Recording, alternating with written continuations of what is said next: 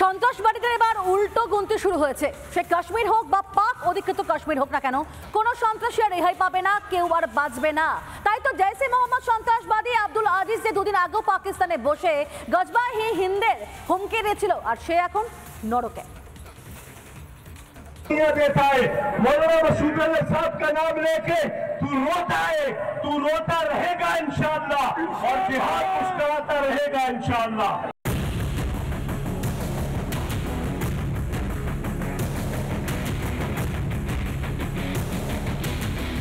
জৈশ জঙ্গি চিৎকার করতে থাকলো, ভারতকে ফাঁপা হুমকি দেওয়ার স্পর্ধাও দেখালো। वारसा पे टूट गया, सोवियत यूनियन टूट गया, अमेरिका की नाक को काट दिया, अब सारी हिंदुस्तान ही आ रहे हैं, मौलाना मसूद अली के मुजाहिदीन आ रहे हैं। কিন্তু যার পরিণতি হলো ভয়ঙ্কর। গত মাসেই একটি সভায় ভারতের বিরুদ্ধে যাকে বিষ উগরাতে শোনা গিয়েছিল, সেই জৈশ কমান্ডার আব্দুল আজিজ এসার বাহাওয়ালপুর, রাওয়ালপিন্ডির মতো এলাকায় নিয়মিত পাক যুবকদের ভারত বিরোধী উস্কানি দিত এই আব্দুল। জঙ্গিদের মগজ ধোলাইয়ে সিদ্ধহস্ত ছিল এই জৈশ নেতা। वारसा पे टूट गया, सोवियत यूनियन टूट गया, अमेरिका की नाक को काट दिया, अब सारी हिंदुस्तान ही आ रहे हैं, मौलाना मसूद अली के मुजाहिदीन आ रहे हैं। আসলে জঙ্গি নেতা ভুলে গিয়েছিল ভারতের বিরুদ্ধে হুমকি দেওয়ার স্পর্ধা দেখাচ্ছে সে। পাকিস্তানে এই জঙ্গি নেতার রহস্য মৃত্যু হয়। খবরটা ধামাচাপা দেওয়ার বহু চেষ্টা করে জৈশ জঙ্গিরা, কিন্তু একটি সোশ্যাল মিডিয়া পোস্ট সেই চেষ্টাতে জল ঢেলে দেয়। পোস্টে বাহাওয়ালপুরে আব্দুল আজিজের শেষকৃত্যে সামিল হওয়ার আবেদন করা হয়। এবার এই পোস্টটি দেখুন, যেখানে একজন মৌলানা জঙ্গি নেতার জন্য প্রার্থনা করছে। এই দুটি পোস্ট থেকেই পরিষ্কার জঙ্গি নেতা সাফ। কিন্তু কিভাবে মৃত্যু হলো জৈশ কমান্ডারের তা এখনো পরিষ্কার নয়। রিপাবলিক বাংলা। আর এবার আসে যাক বিস্তারিত খবর থেকে। অমিত শাহের হুঙ্কার, আর সেই হুঙ্কারের পরই পথে আসতে বাধ্য হলো রাজ্য সরকার। কারণ যে কাঁটা তারে দীর্ঘদিনে একটা অনীহা ছিল জমি দিতে, সেখানে কিন্তু বলা যায় যে সেই জট কাটলো এবং জমি দিতে এবার রাজি হয়েছে মমতা বন্দ্যোপাধ্যায়ের সরকার। आप जानबूझकर बॉर्डर पर भूमि नहीं देते हो क्योंकि घुसपैठ चलती रहे, आपकी वोट बैंक बढ़ती रहे।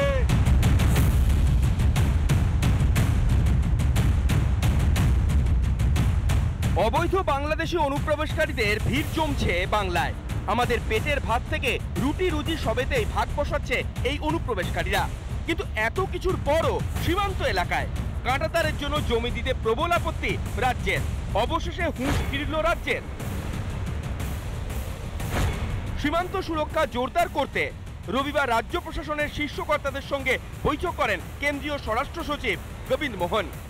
সীমান্তে কাঁটাতার দেওয়া প্রসঙ্গে কেন্দ্র ও রাজ্য আধিকারিকদের সঙ্গে আলোচনা হয়। এরপরই সীমান্ত সুরক্ষায় বিএসএফ এর হাতে 1412 একর জমি হস্তান্তরের ছাড়পত্র দেয় মমতার মন্ত্রিসভা। এর আগে কেন্দ্র যখন বিএসএফ এর এখতিয়ার বৃদ্ধি করতে চেয়েছিল, তখন রাজ্য সরকারের আপত্তির শেষ ছিল না।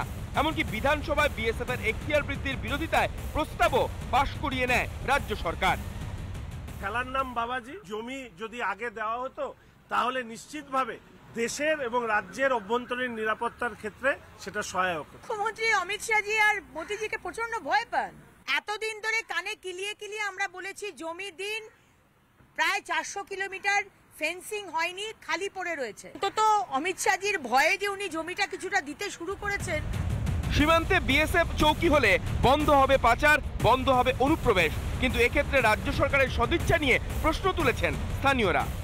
যে জাতীয় সুরক্ষার স্বার্থে, দেশের স্বার্থে, রাষ্ট্রের স্বার্থে আমরা কেন্দ্র সরকারের সঙ্গে আছি, যাতে এখানকার অনুপ্রবেশকারী বন্ধ হয়, যাতে এখানকার ভারতের সম্পদ লুট না করা হয়, যাতে পশ্চিমবঙ্গ থ্রো সারা ভারতবর্ষের ডেমোগ্রাফি চেঞ্জ না হয়। তার জন্য এলাকাবাসী বারবার অনুরোধ করছে যে আমাদের টাকা চলে এসেছে, কিন্তু রাজ্য সরকার কোনো রকম সহযোগিতা করছে না। অনুপ্রবেশে নাজেহাল স্থানীয়রা, অথচ এতদিন কানে ঢোকেনি রাজ্য সরকারের। কথায় বলে বেটার লেট দ্যান নেভার। কেন্দ্রীয় স্বরাষ্ট্রমন্ত্রী অমিত শাহের ধমক খেয়ে শেষ পর্যন্ত জমি দিতে বাধ্য হলো মমতা বন্দ্যোপাধ্যায়ের সরকার। রিপাবলিক বাংলা। নানা ধরনের কন্টেন্ট দেখার জন্য লাইক করুন, শেয়ার করুন আমাদের ফেসবুক পেজ, সাবস্ক্রাইব করুন আমাদের ইউটিউব চ্যানেল। পাশাপাশি অন্যান্য ব্রেকিং নিউজের জন্য অবশ্যই চোখ রাখুন রিপাবলিক বাংলায়।